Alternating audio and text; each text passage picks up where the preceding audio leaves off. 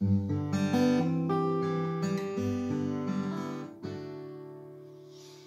my name is Steve Amos. I'm a local singer-songwriter.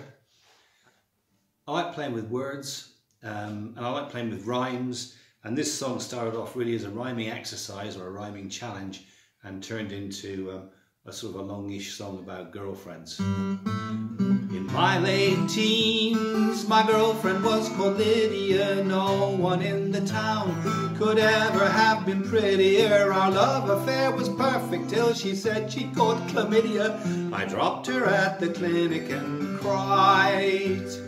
The next one that I met was a plump girl called Jocasta. We played lots of card games, whist, gin, rummy and canasta. She loved Italian food, God, she could shovel in the pasta, but she ballooned and our relationship died. I write satirical songs, I write comedy songs really. I just sort of broadly classify them as comedy songs. The fact that I really never felt comfortable writing anything serious.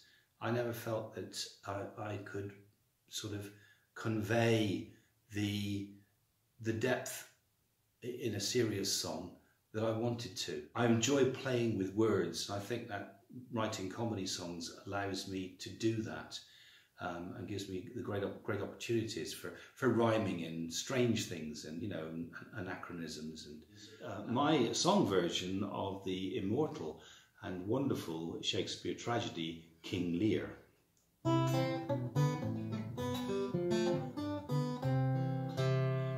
Now Lear, the king of Britain, was getting past his prime. He woke up one morning and said, I think it's time to hand my kingdom over to my lovely daughters three. But first I think I'll find out what they all think of me.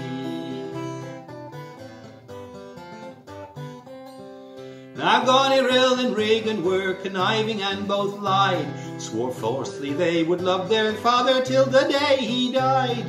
But Cordelia, his favourite, said she couldn't find a single word to express how much she loved him, so she forfeited her third. I don't think that writing comedy songs is any less difficult than writing serious ones. And in fact, at times writing comedy songs, to my mind, can be more difficult because you've not only got to get a message through and the story or whatever it might be, but you've also got to try and make it funny. So you've got to add that extra layer to it. Some of the stuff that I play could be construed as being in poor taste, I suppose, and which is true, but it doesn't make it less funny, or I don't think so anyway.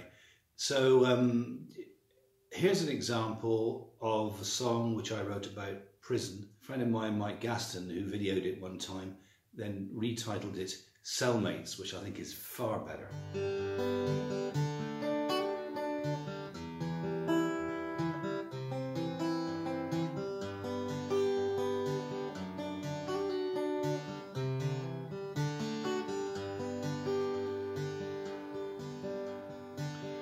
I'm here in maximum security, it's what society chose to do to me because I broke the law. And I got caught as well.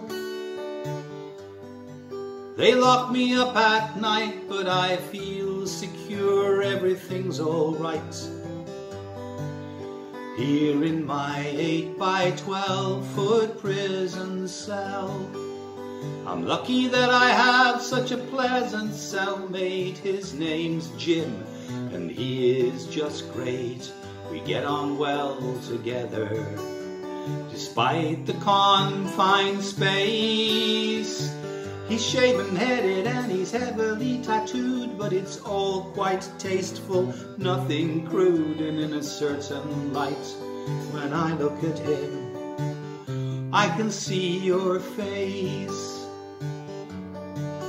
There are times I feel like a Cistercian monk as I lie here in the lower bunk. But Jim comes to my rescue when I need someone to hug. He teaches me a lot, although he's never pedantic. In his own sweet way, he can be romantic. To me, he's so much more than just a psychopathic thug. Like you, he can be warm and tender, and even though he's technically not the right gender, in the dark he looks and feels like you, and he can do a lot of things that you can't do. It's really hard to carve out a niche in the local music scene. The reasons for this are, as I say, manifold. First of all, the local music scene is relatively small. The local music scene for singer-songwriters is even smaller. There aren't that many venues here in Northern Ireland which really cater for singer-songwriters to be able to go along, play their songs to listening audiences. And this is why it is difficult to get, a platform for your music. There's too much reliance nowadays on sort of going into pubs and bars and stuff like that, and there's some guys sitting in the corner playing covers, which are great even if they're played well, but I mean the audiences aren't listening. They're going for drinks with a little bit of accompanying music.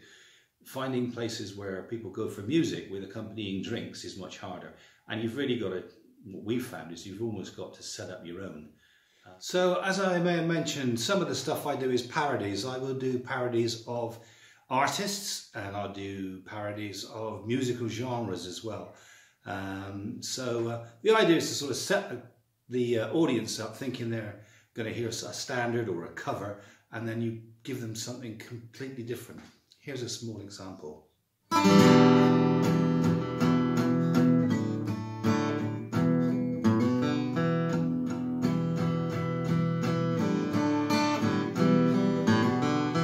My name is Neil and I'm an aging rock star.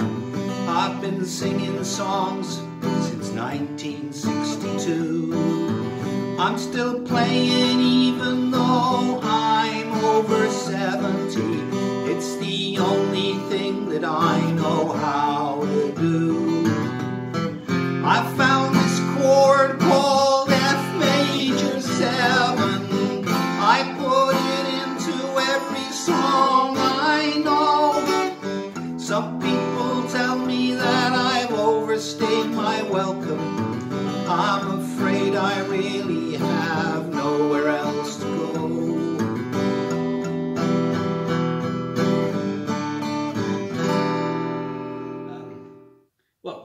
Far be it from me really to give any advice to anybody. I mean, I do this as for fun.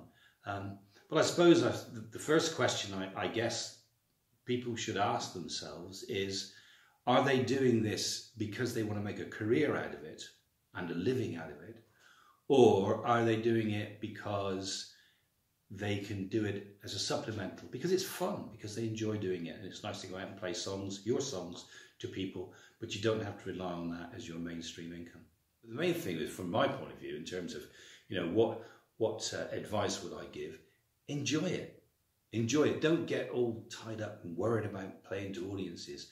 Look forward to playing to an audience that's going to listen to your songs, and work hard on them. Be prepared to make mistakes and to see the mistakes you've made, and then work back and say, well, that didn't work last time, I'll try this. It's particularly with my comedy stuff. There are times when you go in and you think this will slay them, and you play something and it's a disaster. I mean, people almost get up and leave because it's just, they don't find it funny or they find it offensive. Good. So you've got to learn all the time, and you've got to constantly hone the act and hone the performance, and that's the only way you're going to do it from that point of view. But in terms of careers, be very, very self-critical and say, am I really ever going to be, a big star, or even a modest star in inverted commas? So that's what I would say. Large numbers of songs get written about how people love their hometown, their home state, their home country, whatever it is. And they always seem to extol all of the virtues and all the things that are good about that particular place. So I decided to have a little look at that with a more critical view, I suppose. And this one came out. This is about Kentucky, and again you get a few musical allusions and jokes.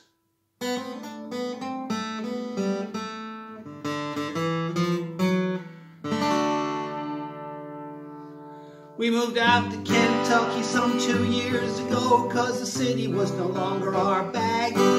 In the spring things are fine below the Mason-Dixon line, but in the middle of summer life is really a drag, because the climate is brutal and the insects are worse. The quality of life is the pits. We're constantly invaded by rats and raccoons, and we're living on a diet of eggs, beans and grits. Please let me leave, I can't take any more. Moving here has been a terrible mistake. Please let me leave, it's not much to ask for. I know I'm not religious, but you can hear me praying, oh Lord, please give me a break. I said earlier, when I started out, I set myself targets to write one a month. And by and large met those targets for quite a few years. I've tended to dry up a wee bit recently. I think my first approach in terms of to writing a song is you need a subject matter, or I want a subject matter, and it needs to be a subject matter which is going to be robust enough to give you at least 3 minutes of song. And one single idea is often not enough to do that. So normally I get words first and then put the tune to them. There are times, however, and strangely enough, I find these songs that I do this way more satisfying, where I've got what I consider to be quite a nice chord progression, and then put the words to it afterwards. And I find very often that those are the ones which I find most satisfying and most rewarding. I try hard to vary my types of music from sort of country type stuff. I write bluesy stuff. I do sort of upbeat stuff, ballads, almost sometimes traditional based progressions. So anything which will give a variation and try and keep away from the basic 3 chords is very. I find it very easy to fall back into the basic 3 chord and 3/4 chord scenario, and that happens more, I think, when I write the words first than when I write the words on the top of a chord progression. I'll give you a brief sort of snippet of one that I took from a Times newspaper article many years ago about a guy who had lived on roadkill, and it was just a fantastic subject for a song, and of sufficient weight and sufficient breadth as well, that you could get a decent, as it turned out to be, a decent blues out of it for going through the various things. Now, the great thing about that was the article, the original article, was extremely detailed, and that just meant that I didn't really even have to work out anything imaginatively, because it was already there. And I mean, it's nothing you could have made up. Finally, back to slightly poor taste. This was sort of based on a comment which somebody made to me one day about the scene in Fatal Attraction, which I have to say I'd forgotten, as to when Glenn Close boils the children's rabbit. I don't really know why I can remember that scene, because it's pretty sort of stark in many respects. But I just took it and started a little song like this.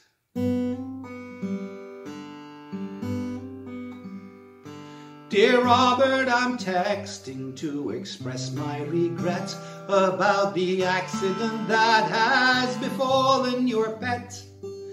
Dibbles the rabbit was so cuddly and sweet, from her twitchy black nose down to her cute furry feet. But Dibbles has left us, this may come as a blow, and though you're still on holiday, I thought you should know. As usual, you'll left her in my tender care, while you went off to get some warm sun and fresh air.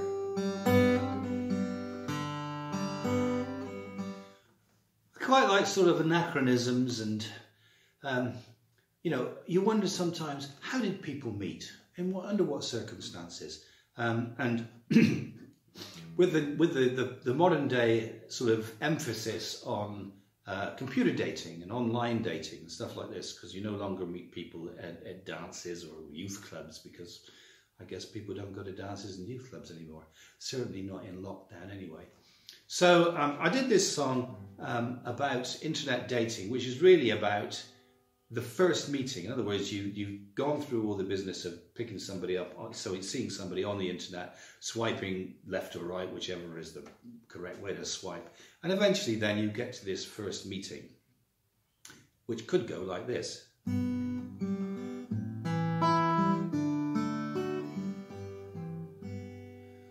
I know I'm somewhat older than the person you envisaged, the one that you've been chatting to on findmefriends.com. I know that I am shorter and I'm certainly much heavier, and Christian's just my username. My real name is Tom. And I know I said I live in a country house in Hampshire, but in fact I live near Clapham Junction Station.